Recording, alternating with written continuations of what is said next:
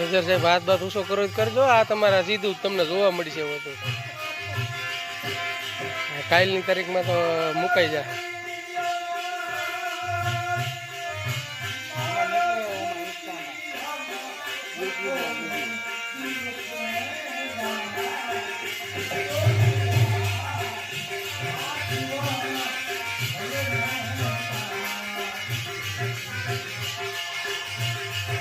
મંદિરનો છે ને એવો અત્યારે રાખ્યો છે.